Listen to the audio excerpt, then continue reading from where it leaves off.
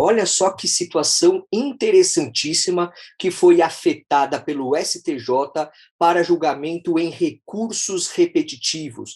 É o tema 1095, que a segunda sessão do STJ acabou por afetar. Qual é a tônica desta afetação?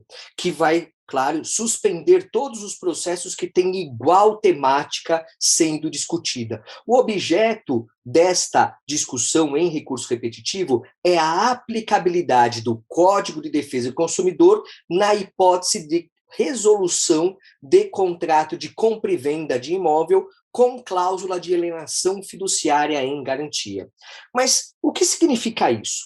Olha só, a alienação fiduciária em garantia, né, a Lei 9514 de 97, trouxe para o credor uma importante ferramenta de garantia frente aos valores que ele acaba emprestando, principalmente relacionados a financiamentos imobiliários. Claro que nós temos também uma grande vertente com relação a bancos, mas o caso que foi afetado tem relação direta com a própria incorporadora que promoveu a venda do imóvel acabou celebrando com este consumidor que adquiriu a unidade imobiliária para a garantia do pagamento desta unidade, também firmou um contrato de alienação fiduciária em garantia, onde o imóvel foi dado em garantia com a propriedade resolúvel a favor da incorporadora.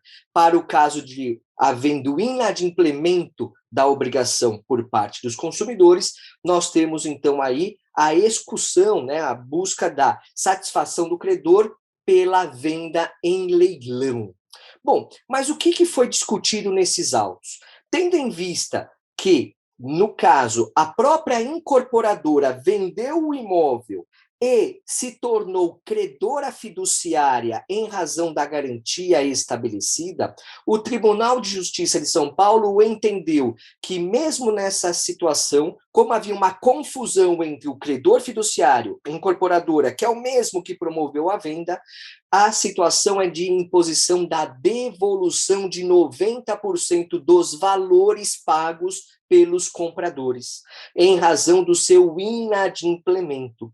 Olha só que interessante, ou seja, fez com que os efeitos da lei da alienação fiduciária em garantia, que é a venda do imóvel em leilão em razão do inadimplemento para pagamento integral do credor fiduciário, fosse afastada. E justamente a alegação da incorporadora em recurso especial é que o Tribunal de Justiça de São Paulo não poderia sobrepor a lei especial de alienação fiduciária em contrapartida da aplicação do Código de Defesa do Consumidor. Mas esse caso é muito interessante porque nós estamos diante de contratos complexos, ou seja, o consumidor não formaria, não contrataria alienação fiduciária em garantia se não fosse comprar o imóvel. E ambos têm como base o quê? A mesma pessoa jurídica, a mesma incorporadora que vendeu o imóvel e é a credora fiduciária para receber os valores atinentes à obrigação que o consumidor assumiu. Então, nessa hipótese, é óbvio que aplica o Código de Defesa do Consumidor a esta relação. O Código de Defesa do Consumidor é aplicável à relação entre incorporadora e aquele adquirente, ainda que ele seja um investidor. Aliás, isso já foi até decidido pelo STJ. Então, nós temos que, na relação entre a incorporadora e o adquirente, o comprador da unidade, aplica-se o CDC perfeitamente. E é claro que a relação da alienação fiduciária, como a incorporadora é credora fiduciária e ela é uma empresa que presta habitualmente uma promoção de uma comercialização de imóveis atrelada a essa garantia, ela também é fornecedora e o consumidor que adquiriu aquele empréstimo, aquele financiamento imobiliário com esta garantia, ainda que não seja com banco, ele é consumidor também, destinatário final.